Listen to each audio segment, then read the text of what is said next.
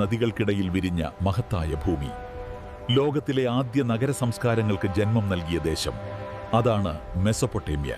Euphrates, Tigris എന്നീ രണ്ട് മഹാനദികൾക്കിടയിലായിരുന്നു ഈ സമൃദ്ധമായ പ്രദേശം സ്ഥിതി ചെയ്തിരുന്നു.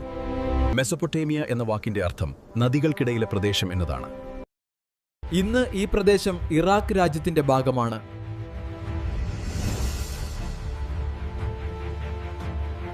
മെസൊപ്പൊട്ടേമിയയിൽ നഗരജീവിതം കെട്ടിപ്പടുക്കാൻ സംഭാവന നൽകിയ ആദ്യ ജനത സുമേറിയക്കാരായിരുന്നു.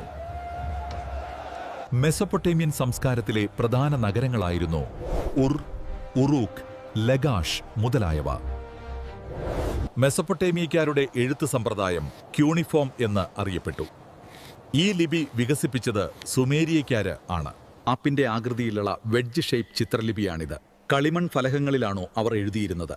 കൂർത്ത മുനയുള്ള ഈറത്തണ്ടുകൾ ഉപയോഗിച്ചായിരുന്നു എഴുത്ത്. മെസൊപ്പൊട്ടേമിയക്കാരുടെ പ്രധാന സംഭാവനകളിലൊന്നാണ് നിയമവ്യവസ്ഥ.